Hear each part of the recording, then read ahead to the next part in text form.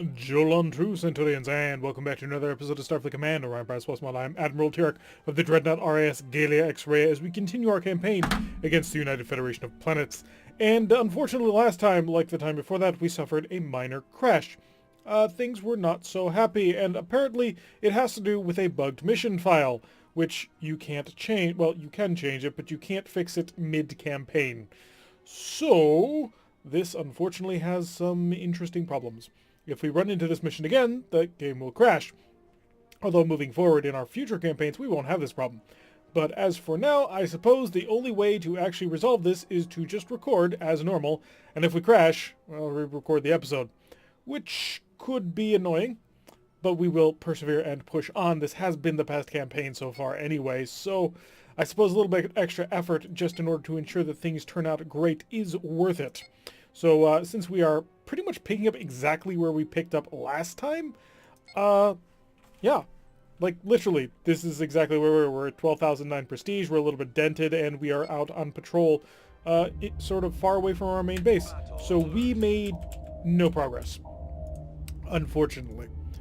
Oh, it's the Excelsior. So we're going to have to basically rerun most of what we did last time. It'll be with different missions and everything, but yeah, we're not doing phenomenally here in terms of making a whole heck of a lot of progress forward. Although now knowing that what we know now about which mission is bugged, we're going to try and avoid patrols for just a little while, at least for this episode, so I can get it done without having to reset everything again. So we are going on a surprise reverse, picked up a Federation group of what appears to be 4 frigates and a heavy cruiser. The heavy cruiser, of course, is the gloriously and beautifully reskinned Excelsior class. This is a proper Excelsior, a BCE, is it? I do think it is actually BCE. Yeah, BCE.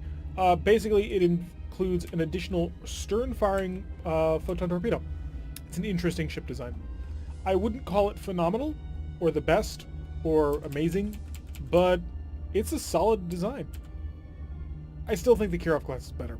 The Kirov class is personally my personal favorite when it comes to battle cruisers, or Federation battle cruisers anyway. I think that they are sublimely done, a perfect balance of heavy weapons and also weapons that don't suffer any real penalties. We were surprisingly close at the start of this spawn, so our plasma torpedoes are not going to be ready when we initially get involved with this. And as you can see, 4 photon torpedoes and they stern-firing 2 photon torpedoes. Yeah, I really do prefer the Kirov. The Kirov has, I believe, 4 missile launchers on top of this instead, so it's a faster design. It is 2003 Al-Batani. No idea what that's from, if that's a reference to something. And unfortunately, we actually had our phasers, or we had our plasma torpedoes, 1 tick away from being ready to shoot, and then we fired our phasers, which unloaded the phaser capacitor, which uncharged the plasma torpedoes. So we're going to do a quick turnaround there, spin out all those plasmas. Hopefully we can blow him up in one shot. It's not, well, not in one shot, it's not going to work because we don't have the full combined effect of all our firepower. But we'll work on it. Let's keep plinking away with our light phasers. Well, not light, they are phaser ones after all. Come on. There we go. We've managed to cripple most of his system. Wow, that's pretty much all of his phaser ones except for these port side 2. And almost half of his photon torpedo armament. There we go. More systems offline. It's basically a crippled wreck. Poor captain. You had such a beautiful ship. I do like the Excelsior design. Personally, I think the Enterprise B design is even better. Because I do like how the bulges on the bottom that they add in for the Enterprise B design, sort of here and here, that they added into the model so that they could blow it up for the movie. I think they really add a nice little gut to the ship, makes it seem a little bit more aggressive, more bulky and powerful. But that's just a personal opinion. And we're going to swoop on in again, get rather close, hit him with all the phasers that we've got. And there we go, that was enough to wipe him out. A lot of ships in this game look the same, but one of the things that I really, really adore about this mod is when there's special, specific kinds of ships like that, they are their proper variants. It's beautiful. So we can now get some FLGR, which apparently one of our pseudo-frigates is also engaging at the same time. And he's equipped, I guess, 1 system lighter than what a normal mid-era Federation frigate would have.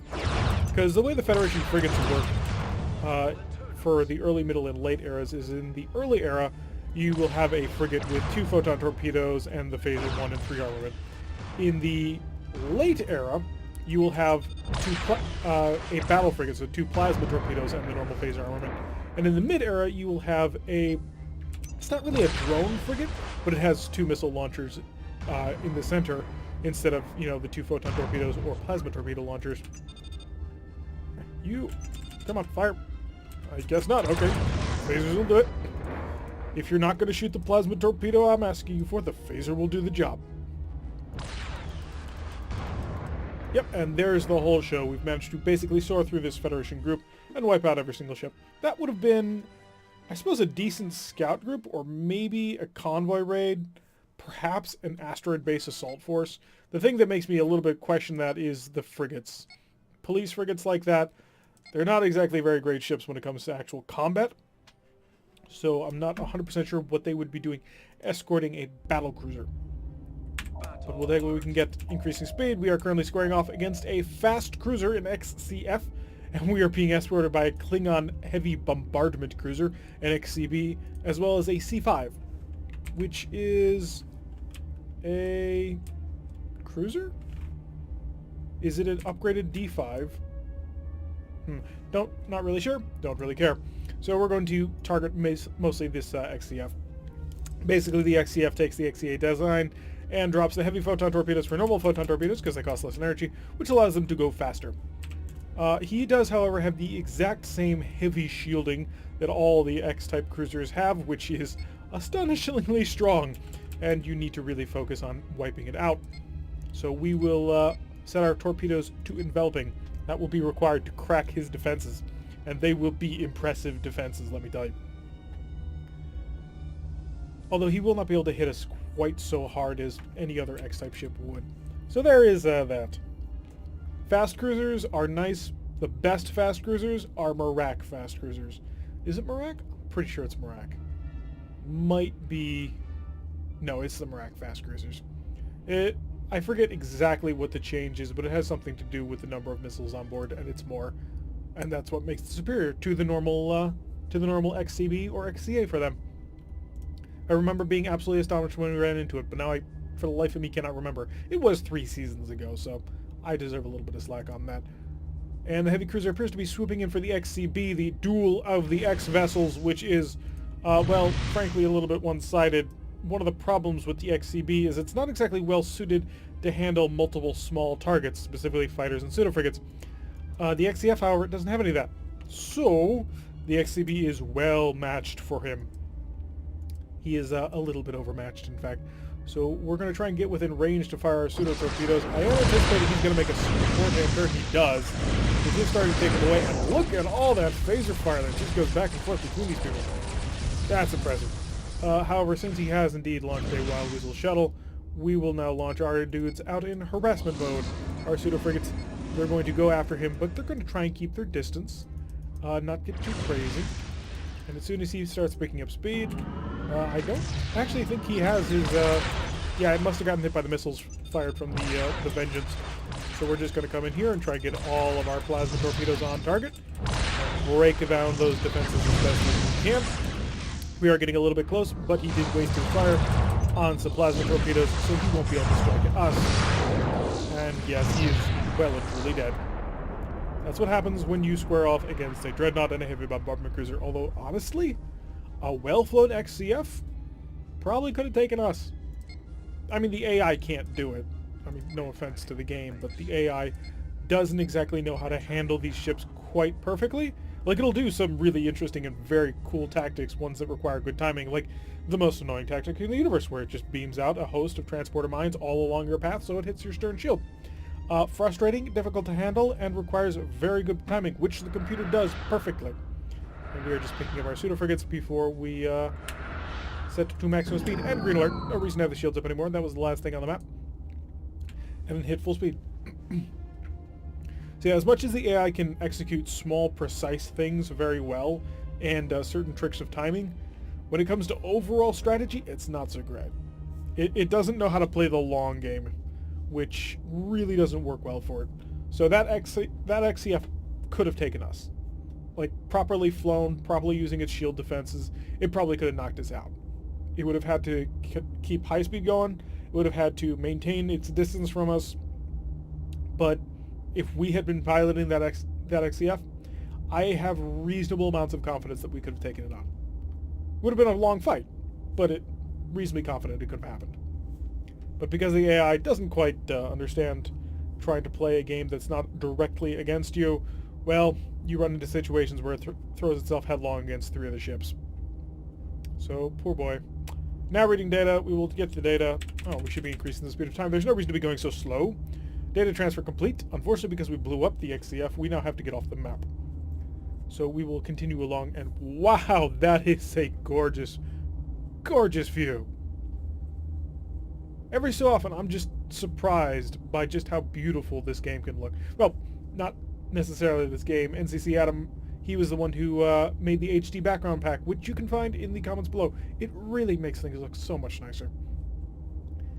And it's just absolutely gorgeous. Love it. Love every second of it. And set off into space at warp speed, slow down the speed of time, so that our game will not start at maximum speed in the next match.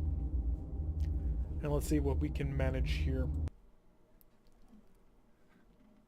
Come on, show me the ending screen. I want to see how much money I've made. 350, no data was useful, so they're not actually planning anything just yet.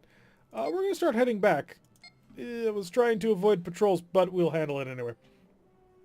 We're trying to avoid patrols so that we don't crash the game. We'd very much prefer not to do that. Red alert, increase speed. It's the Cat's Eye Nebula. And almost up to our 19. There we are. And now we're going to slow down a little bit here. A little bit more. I need more power than that. And we'll go to enveloping. Yes, okay. So full charge enveloping, we can make 16-ish. Basically, we lose efficiency if we have to partly recharge this as an enveloping plasma torpedo. And I've been really kind of noticing that and being somewhat annoyed by it. Heavy cruiser, we'll talk about it in a second. And so if we start charging it as an enveloping torpedo immediately right off the bat, we don't lose any efficiency from it. And we should charge at, I think, the normal rate. Anyway, let's see who our opponent is today. Is that 2 ships? No, it is just 1 and a random star over here, which I thought for a second was a frigate. It is an XCF, another fast cruiser. Federation pumping these things out to get them to the front as quickly as they possibly can. Of course, a fast cruiser would be easier to build than the normal XCA due to the fact it doesn't have as much X-type weaponry on board, only needing normal photon torpedoes as opposed to the heavy photon torpedoes. But that doesn't mean it's a weak ship. You didn't really get to see just the full amazingness that this ship can be in the right hands because it was thrown up against, well, me, an X-type battle cruiser that was designed to assault planets, and a C-5, which I think is a battle cruiser version of the D-5. Not really a battle cruiser, but you get the idea where they add the third nacelle for the additional power. Our plasma torpedoes are almost ready. We will prepare for a pseudo-plasma torpedo strike, trick the AI into thinking that it needs to break as fast as it possibly can. We are taking some light skirmishing fire from the front, but our weapons are online as of now. Prepare to engage all pseudo-weaponry. I really don't want to get close. The main problem we're going to have with getting close to him is his absolutely astonishingly powerful assault that he can dish out with his Gatling phasers. Now I may be overselling these Gatling phasers a little bit, but I really don't think I am, because they will cut right through the shields of anything in that number. Because what if essentially he has here is 16 phaser 3 mounts, which is astonishing.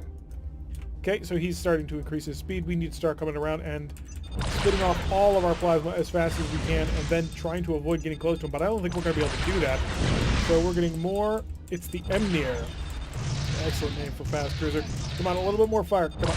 There we go. And now we cloak. And we cloak for the simple reason of I want to stay outside of a range of his phaser, of those phaser Gs. We will come back out of cloak, set our plasma torpedoes back to normal mode so that we have more engine and maneuvering power. We've managed to strip the Emnir of most of its shields. It still has 1, 2, 3 of them left, but we're in a relatively good position. We're going to start coming around to show our starboard side, as it is the more reinforced side. Our forward port shields is a little bit dented, not badly, but a little bit, enough that we're going to want to pay attention to it. and we're going to keep the speed up a bit now that we're no longer set to enveloping plasma torpedoes. That way we get a little bit more engine power, a little bit more maneuverability. He is moving wide, which is smart for him, although I do anticipate a turn in as soon as his photon torpedoes are ready. How many heavy phasers do you have? Because I'm sure you have at least one. You've got 4 of them. Wow. I think the normal XCA has 2 of them, and then also has the 6 heavy photon torpedoes. So we're coming in. We have a decent angle on him. Unfortunately, he is probably going to be able to turn into us in time. Oh, don't get that close. Do not get that close. We're going to lose one. Oh, good. He didn't have a shot, apparently. Either that or the AI didn't think it was a good idea to fire into the stern of a pseudo-ship with 4 plasma torpedoes on board. Sometimes the AI doesn't make brilliant decisions. Our F-type plasma torpedo is almost ready, and we will begin to fire our normal phasers because, frankly, if he's just going to keep sprinting away from us, then we need to start taking any advantage we can get. And he has stopped, and we shall too. Maybe not our best plan. Wait for that attack shift to go away. Oh, we haven't been playing our ECM game. And he's beamed out his weapon system. All plasma. There we go. And he used his Gatling phasers to defend against the plasma strike. And there we go. All our plasma is into him, and we'll make sure that we don't go faster than before so we can avoid the mine. It's not going to deal a huge amount of damage, but it's worth paying attention to. And yeah, that's a nice amount of damage we did there. We forgot to be using our ECM and our ECCM, which is important because he probably reduced quite a bit of damage from that earlier fire. Able to chunk down most of his shields. He's down to a speed of 3. We're going to stay out. Oh, nope, his Gatling phasers are down, so I don't care. We can get as close as we want to him now. I mean, sure, Phaser X's are still scary, but those Gatling phasers have a limited range, so...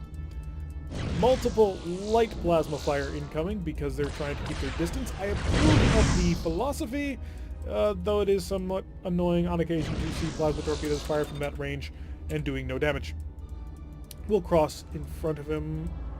Yeah, we're probably going to have to. We'll try and pull off a little bit, but I don't think we're going to be able to avoid it. Luckily, we were able to kill him. So he was not able to stand up to the firepower that we could bring to bear as the drifting plasma streaming ships. Yeah, that made sense.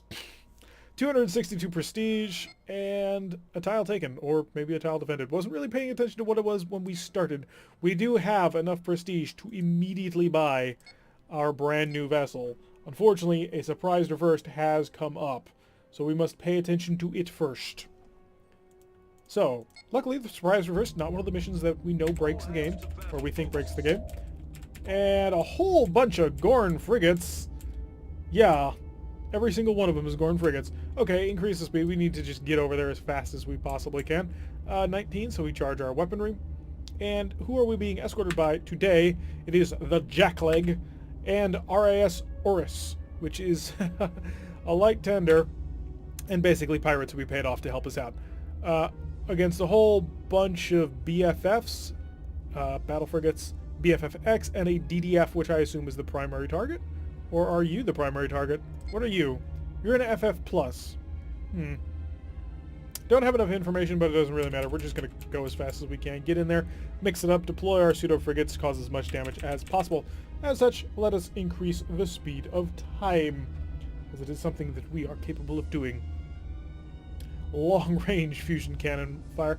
You know, one of the things that kind of makes me wonder is one of the things that Firesoul did when he was trying to rebalance this game was that he wanted to make the AI use certain weapons more effectively. And what I'm talking about specifically is the Phaser 3s. And so what he did was he limited the range of the Phaser 3. It is now a range...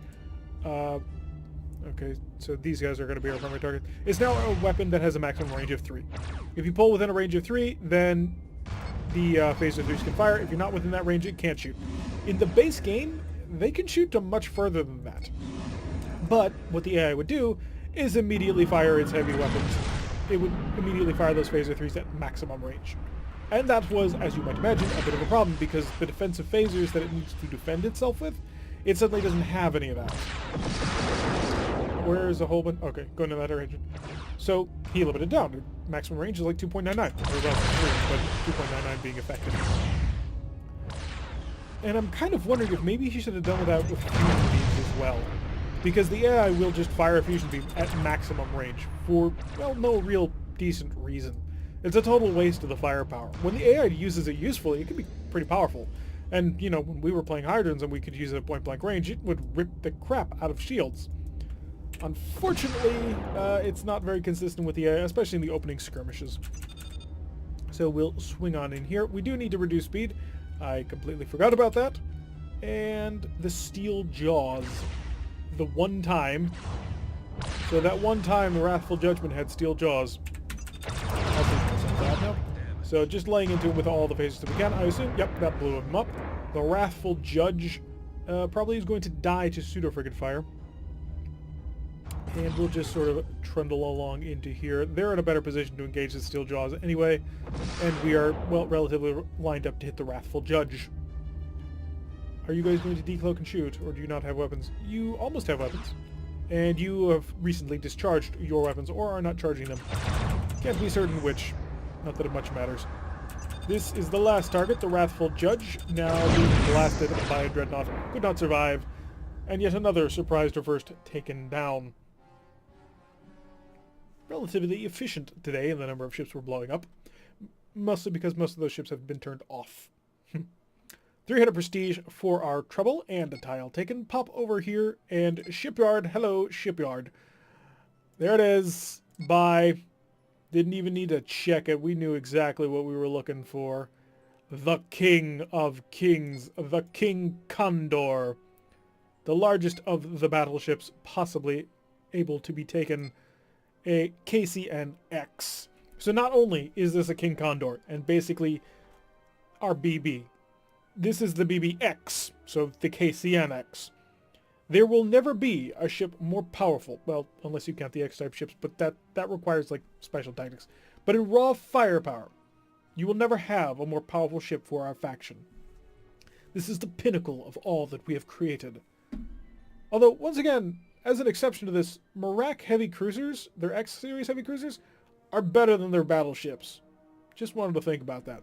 Anyway, so we will now say goodbye to the Gallia X-Ray because unfortunately, having multiple ships in your fleet does not work out well if you're playing a plasma armed race. The AI on your team just doesn't really know how to use the ship, and so, well, they get you killed.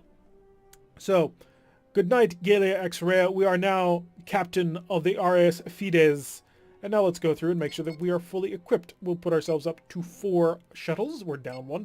But then again, this isn't really a carrier. And as you can see, the biggest penalty is the fact that we no longer have our super heavy firepower. We are down to just 2 of these squads of pseudo-frigates, which is 1 each. Although apparently, I was told, Romulans could carry fighters and pseudo-frigates, and that would be an amazing game mechanic to have.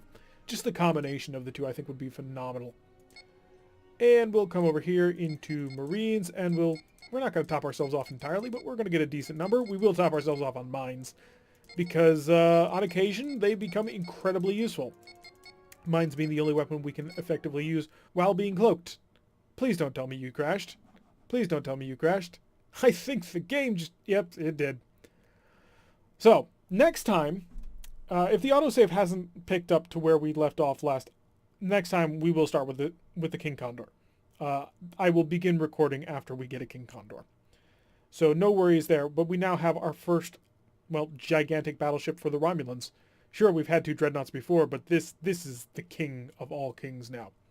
Anyway, you asked for it, we've got it. And next time, we shall start in it, regardless of this crash hitting us again.